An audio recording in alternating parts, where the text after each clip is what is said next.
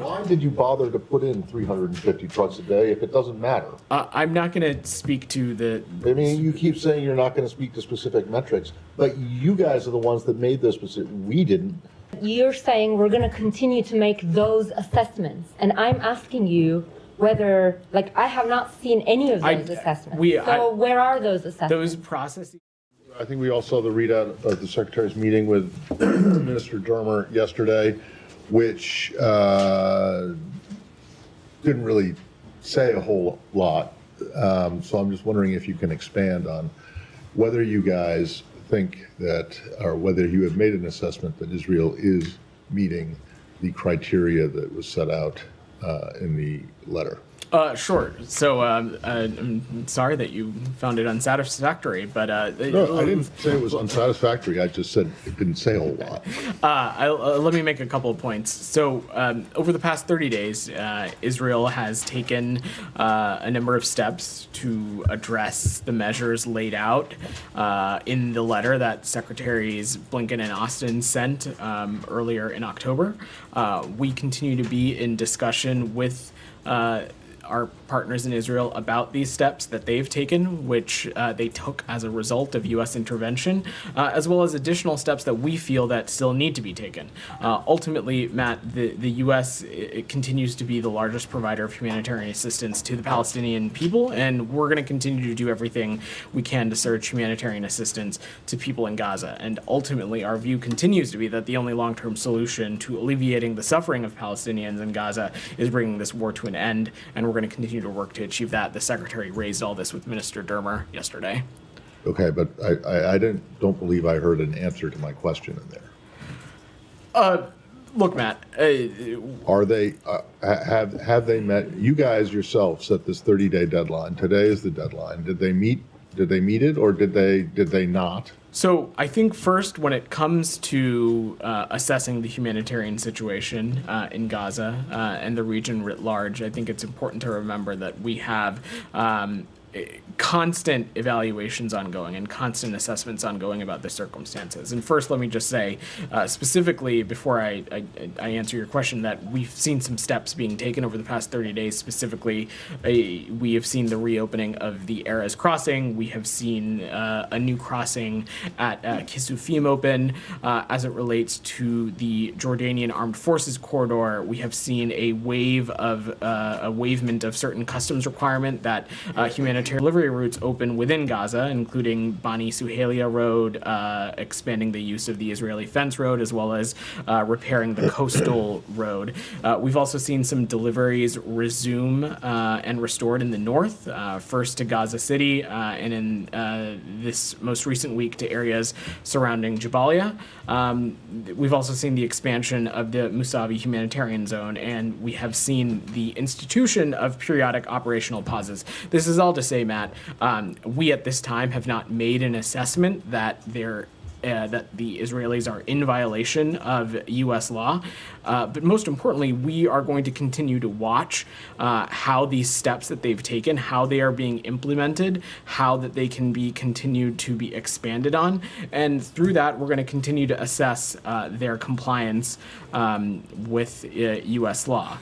We've seen some progress being made. We would like to see some more changes happen. We believe that had it not been for U.S. intervention, these changes may not have ever taken place. But most importantly, we want to see continued progress, and that's what we're looking for. All right. So essentially, there isn't going to be any consequence for Israel not meeting the.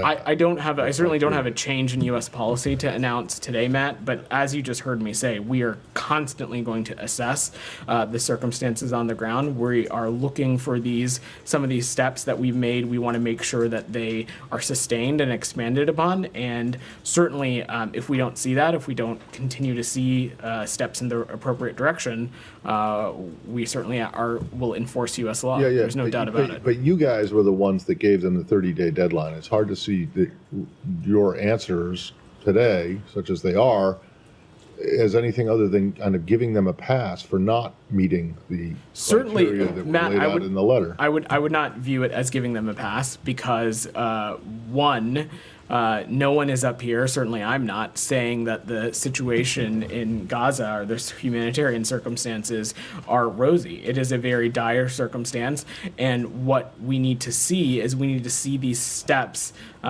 acted on. We need to see them implemented, and the ultimate hope is that through these steps, some conditions have been created in which we can see things like additional aid, additional food trucks, additional measures being taken that ultimately will be beneficial to the Palestinian people in Gaza. That's what we aim to see. And as you've heard me say, and as you've heard Matt and the Secretary say previously, if we don't see steps being taken, we of course will appropriately enforce U.S. law. But correct today, me if I'm wrong. Isn't that what you guys said a month ago? that is what we said a month ago, and that is And why they we have laid not- out. And they have not yet met them, because you say that they have taken some steps, but more needs to be made. In other words, they have not that met letter, the criteria by the that- deadline, the- and you are giving them a pass. Is that, I don't understand, there's no other way to look at it. No, I don't think that is true. That letter was specific about some specific areas where we wanted to Yes, see them and take have some you additional seen- Have you steps. seen those steps that you We laid have out in seen the some letter? of those steps being Some. taken. Yes, Some. yes. But it didn't say some, it said all, right? Matt, the point is, more than any singular step, we outlined a number of steps that we wanted to see taken. What matters most is not just a specific action or a specific item, but the totality of the progress that we I don't understand why you see. sent the letter in the first place, but I'll let others have a crack at it. The point is, Matt, that we want to see the totality of the humanitarian situation improve, and we think some of these steps will allow the conditions for that to continue to progress. Go ahead, Jenny. But I mean, if it's the totality of the humanitarian situation, we have 8 aid groups who came out today and said that the situation has not only not gotten better, it's gotten worse over the past 30 days. So how do you square that with this assessment that you have, or non-assessment that they are in violation?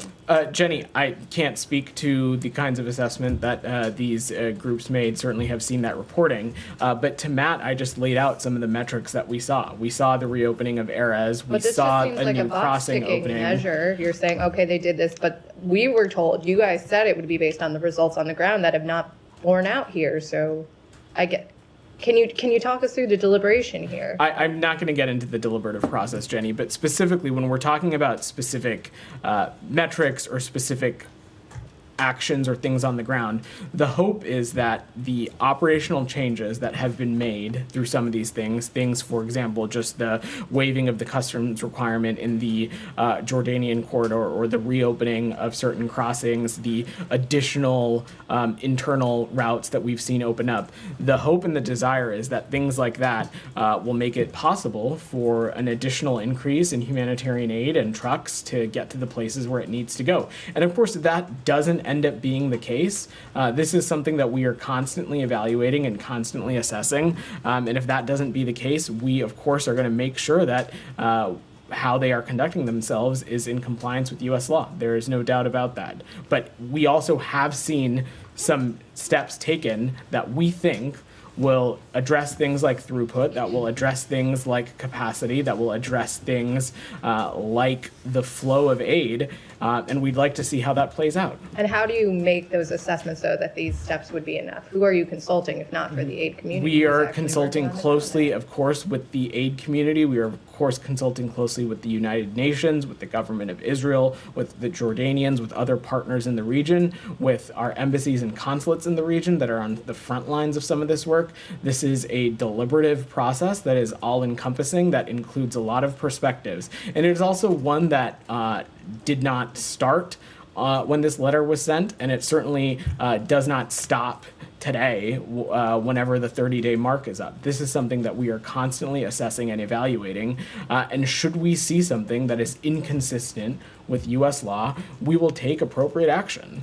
Is it not, this is my last one, is this not inconsistent with U.S. law that you had to send this letter and lay out this timeline because they had withheld so much aid up to this point? Jenny, the point of this letter was to raise some areas of concern and to lay out some steps in which we thought that addressing some of these areas would lead to steps in the right direction when it comes to humanitarian assistance. We have seen some steps being taken. There need to be some additional steps that are also taken, but most importantly, we need to see this these kinds of efforts sustained over a long period of time, and that's what we hope to see. Myra. I don't mean to be the dead horse, but I think you're going to get this question a lot. I think we're trying to understand why the administration secretary, Matt, I think it was November the 4th, he said from this podium, we are going to look at the results. And the results so far, that was the little assessment by him that day, are not good enough. And then here you are, about a week later, you're effectively giving Israel a pass on this. We're not giving Israel a pass. First of all, the efforts and the things that we had seen in place a week ago certainly were not satisfactory. But I am standing here before you with new and additional information. It is up to you to intake it or process it however you like. But when we were talking about this last week, just again, the new crossing at Kisufim, that had not been opened. Erez had not been reopened. This waiving of a customs requirement in the Jordanian corridor had not been in place. These additional routes within Gaza had not been in place. So these are the kinds of results and steps that we were talking about a week ago. These are the kinds of things we were talking about when we outlined that letter. There is nobody in this administration saying that the humanitarian situation in Gaza is pristine. It is a humanitarian. It continues to be a crisis, and it continues to be dire circumstances. And the point is, we want to see changes like these being made consistently and over an extended period of time. Our hope is that things like these have created the operational throughput. They have created the capacity. They have reduced some barriers that will make it so that the aid can get to the places where it needs to go. And if we do not continue to see steps like this in the right direction, then certainly we would find the government out of compliance with U.S. law. But Humaira, the important thing, and I'm not trying to harp on this, is that there are new things that have been done. You can choose to disagree with whether it's enough or not, and humanitarian groups can choose to disagree whether it's enough. And we certainly are not saying that it is a silver bullet. But there are new progress markers that have been made in terms of trying to be responsive to what is happening in the humanitarian context. We have seen those steps, but what we're trying to tell you is that the U.S. government has explicitly said the steps themselves is not going to be enough. We need to see the results on the ground. So you keep telling me they have taken steps, and whether or not I find them satisfactory, I think that's quite irrelevant. The relevance is that what is the situation on the ground? And you're describing it as dire. That's why we're trying to. But I don't understand. We couldn't agree more, Humaira. We couldn't agree that the situation is dire. I actually have a question. Yeah. You keep talking about ongoing assessment. When do you intend to do this? This administration has less than 70 days in office. And the humanitarian aid situation is a problem that's been going on over a year. It's clear that you had trouble convincing Israel to boost measures to improve humanitarian aid. What makes you think that you're going to achieve that in the remaining time, if at all? So first, let me just say, assessing the humanitarian situation and assessing steps and ways that we can continue to support that line of effort is not something that starts or stops. So to your question about timing, we were looking at the humanitarian situation in Gaza before October 7th, in the time since, and we'll continue to be engaged on this. When it comes to the letter, we were looking at the humanitarian situation in Gaza before this letter was sent, and we will continue to look closely at the humanitarian situation in Gaza after this 30-day period is up. We are constantly assessing and evaluating, and if we do not see consistent progress, if we do not see the results on the ground, then we will, of course, make appropriate assessments about their compliance with international law and compliance with U.S. law, and that'll continue to be the case. Just a few more things. Yeah. What was Legal Bureau's input in this? I'm just not going to get into the deliberative process or speak to specifics. What I can say and what we have said before as it relates to this, these are deliberative processes that include input from not just across the State Department, but across the interagency, as well as those individuals who are on the front lines of working on these very serious humanitarian issues. Right, but given this is an assessment or on whether or not a country is violating U.S. law, could we assume that State Department's legal bureau concluded that Israel is not violating US law? I'm not here to offer an assessment or even a legal assessment on how a particular bureau made or didn't make a recommendation. What I am here to say, and what we've said again, is that we've seen some steps taken. I outlined them in detail to you, to Jenny, to Matt. What we want to see now is that we want to see these steps sustained over time, and we're going to continue to remain in close touch with our Israeli partners, the United Nations, other partners in the region, to make sure that these steps have a lasting impact on the result on the ground. And if that doesn't end up being the case, the United States will also take appropriate action. Final one. U.S. Ambassador to UN, Linda Thomas-Greenfield, last month said U.S. was watching to ensure that Israel's actions on the ground needs to show that it doesn't have a policy of starvation, given that you have had an assessment going on all of the humanitarian aid measures. Can you say that's the case, that they don't have a policy of starvation? I don't have a specific assessment to offer, Humaira. What I can say is that there has not been a conclusive finding of that, or at least I don't have one to offer from this government. What we are hoping is that these steps, and them contributed with the additional steps that we would like to see happen, can, again, as I said to Jenny, create the space, these operational changes create the space and the capacity to increase the number of trucks, the types of aid, and to make sure that the product can get where it needs to go. And it is absolutely incumbent upon the government of Israel and the United Nations and other partners to ensure that it actually does that. And we are going to take our responsibility in this incredibly seriously, and we'll be making sure to work hard with all the relevant interlocutors to see that happen.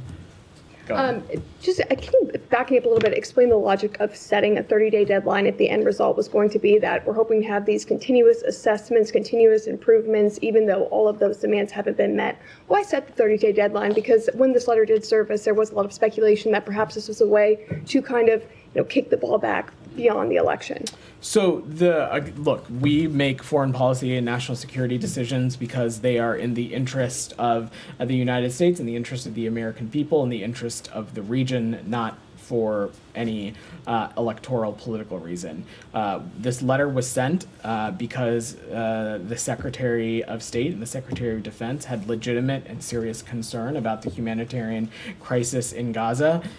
This department and the Pentagon had some specific concerns about the lack of progress in some specific areas, and it had some recommendations on what steps we think, specifically the IDF, COGAT, the government of Israel writ large, could take to further enhance the humanitarian situation in Gaza. It's been 30 days. We have seen some of those steps being taken. Again, I outlined those already. There are a number of steps that we think also additionally could be taken, and will continue to remain engaged on those issues.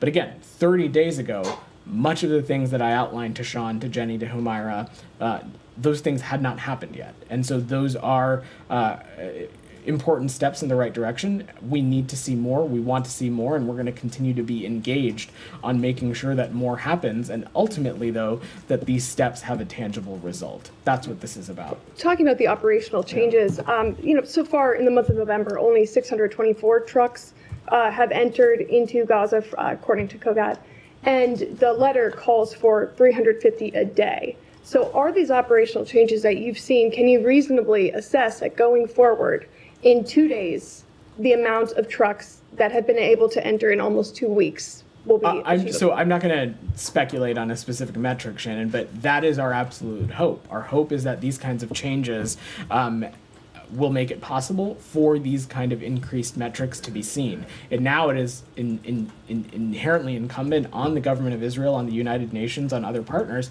to put that into action. And we certainly are ready to stand at the ready to be continued engaged on this to get that across the finish line also. Yeah. Thank you. Going back to the letter, last week when I asked Matt whether it included a figure, a number of trucks and so on. So do you believe that these trucks were met, the number of the trucks that were stipulated in the letter were met? So I answered this question already, Said. Well, I okay. literally answered that question. Okay, so you feel that it 5 was minutes met, ago. right? It was met?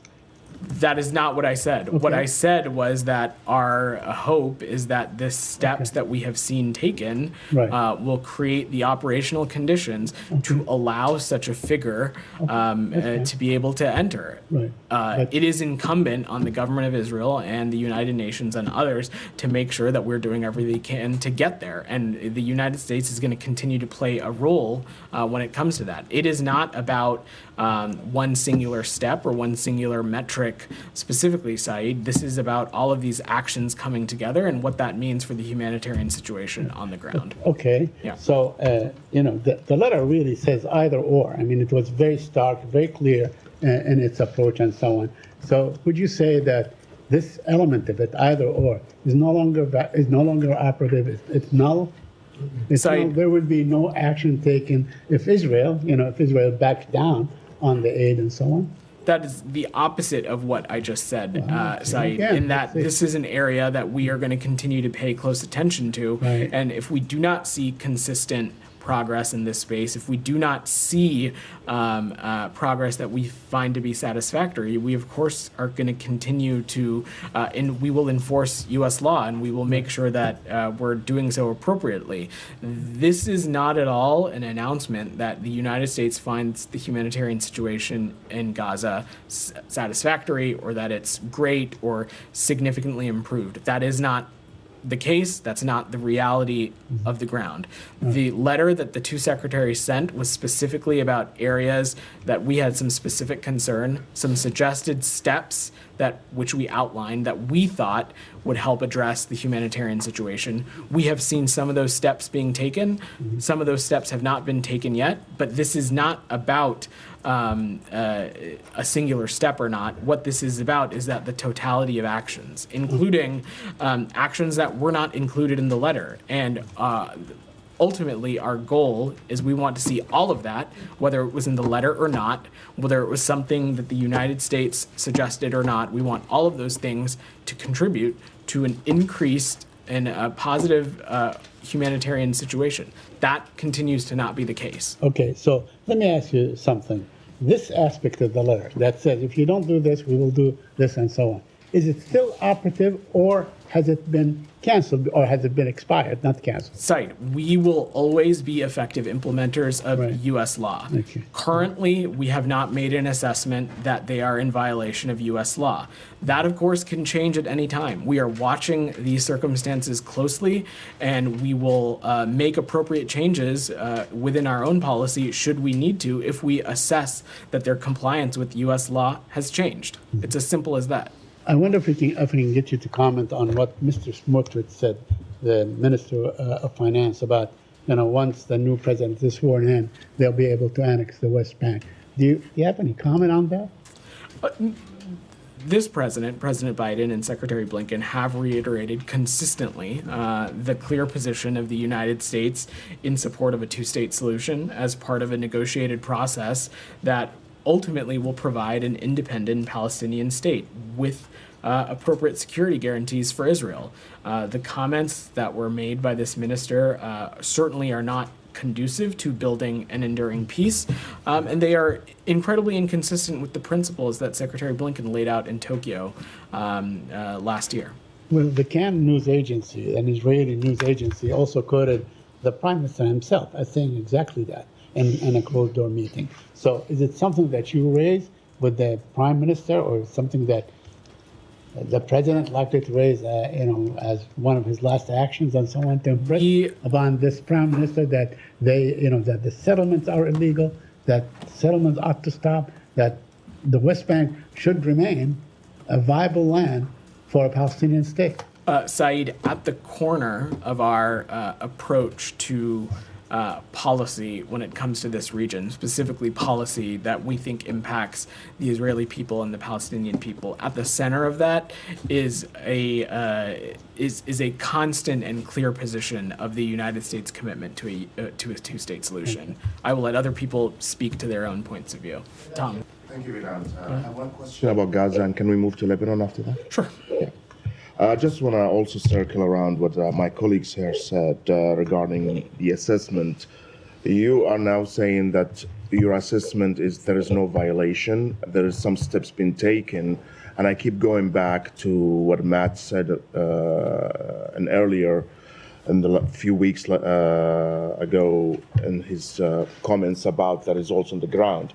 But I will go with you that you are satisfied with the steps that Israel is taking. You're demanding more. You're demanding more of aid to come inside Gaza. But my question, what makes you assess that the current condition in Gaza is not because Israel is preventing aid from coming in? Because you are dismissing what the aid agencies saying. It's as their own assessment that you don't share it. But what is the reason then for the situation, especially in northern Gaza, to be this dire if it's not Israel violating U.S. law or international humanitarian? What we can speak to is what we are seeing, and what we're seeing is some steps being taken. Certainly, the humanitarian situation writ large in Gaza continues to be dire, and we're going to continue to work at this as aggressively as we can. The point of the letter was that the secretaries laid out that in this letter that, as we've made clear in previous engagements with the Israelis, that it is our responsibility to continuously assess Israel's assurances as it relates to the facilitation of humanitarian aid. We're going to continue to make those assessments on the actions Israel takes or doesn't take, as we have done since the beginning of this conflict. And based on some of the small steps that I have laid out for you today, first, again, I would just stress that this is work that continues and is ongoing, and it does not start or stop. But based on some of those steps, as well as additional steps, we have not made an assessment that they are in violation of U.S. law. We are going to continue to watch this space, though, and pay close attention, and we will effectively implement U.S. law. And if we see actions or steps that are inconsistent with the responsibility and assurances that Israel has to facilitate the delivery of U.S. aid, we of course will appropriately implement U.S. law. But if they're not in violation, so from November 1st to November 9th, there was 404 trucks come in, right? It's like 45 to 44 trucks a day. This is way beyond, as Tom said, Absolutely. way beyond 350. Why it's not 350, according to your assessment? So again, I don't want us to go down a rabbit hole of specific truck numbers. What our point of view is that some of these operational changes that they have made, that I have outlined in great detail now at this point, we believe that it should be possible to increase the number of trucks that makes it into Gaza every day. It is now incumbent upon the government of Israel, the United Nations, and others, now that there are these operational changes that we think can help with throughput, can help with delivery within Gaza, that can help with getting the aid where it needs to go. Our hope is that with those changes, we can see that number achieved. Before you move to Lebanon, can I just ask you, why did you bother to put in 350 trucks a day if it doesn't matter? I'm not going to speak to the... I mean, you keep saying you're not going to speak to specific metrics, but you guys are the ones that made this specific. We didn't. We didn't give the Israelis 30 days to do all this stuff. You guys did. And now those 30 days are up. And as you've heard from everyone so far, and these aid groups that came out last night, they haven't met them. And all of a sudden you say that the metrics that you put out don't matter. I had never said that they don't matter. What I said was... You said rabbit hole. I mean, these are metrics exactly like you've put out. It's not a rabbit hole. Meaning I don't want to take up time getting into a specific tit for tat on like truck numbers. Well, then why did you let them in the letter? You can't take Those time. metrics, It's really important. the metrics and the number of, let me just be very clear, the metrics and the number of trucks getting into Gaza every day absolutely matter. It is, I said that to him because I did not want to get into a specific technical conversation on inflows and outflows. I don't have more updated numbers for you beyond the ones what I said to Tom.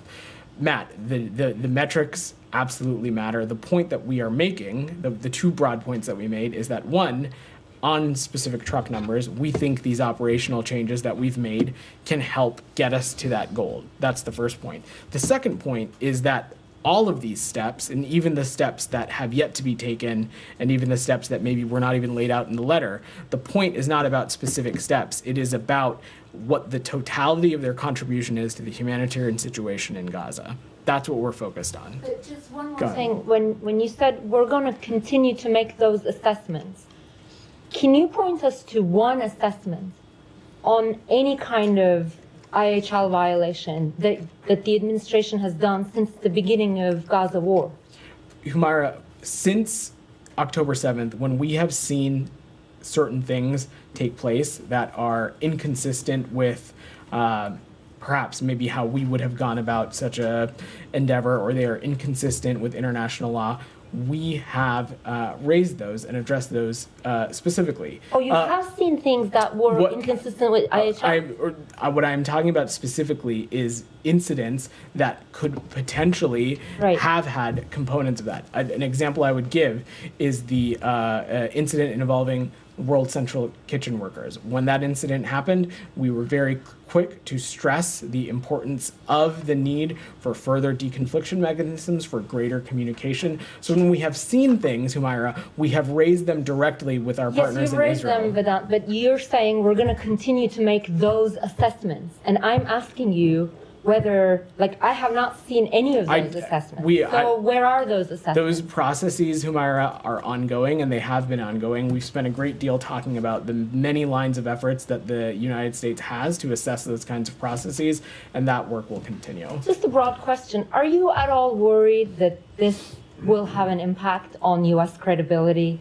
You have clearly put out a letter, laid out specific criteria, and gave a specific deadline. And right now, you are basically not making an assessment line by line, or you're effectively saying, oh, that deadline was just to encourage them to take some steps.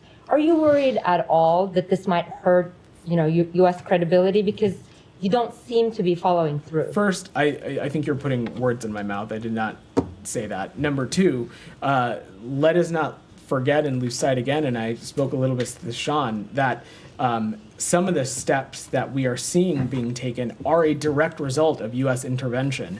Over the course of this entire conflict, we have seen steps that are undertaken because of U.S. intervention and the role and the kinds of engagement that our diplomacy has had. So I take that to mean that we are credible voices and we continue to be credible actors in the region. And time again, what we have found to be true through our engagement in our diplomacy is that perhaps interlocutors may disagree with the United States on policy, may disagree with our approach, may disagree with a policy that other countries are pursuing. But time and time again, we hear the call for the United States to continue to have a seat at the table and for the United States to continue to engage. From the immediate onset of October 7th to now, there have been a number of instances in which our engagement has unearthed results as it relates to the conflict, results as it relates to humanitarian aid, what have you.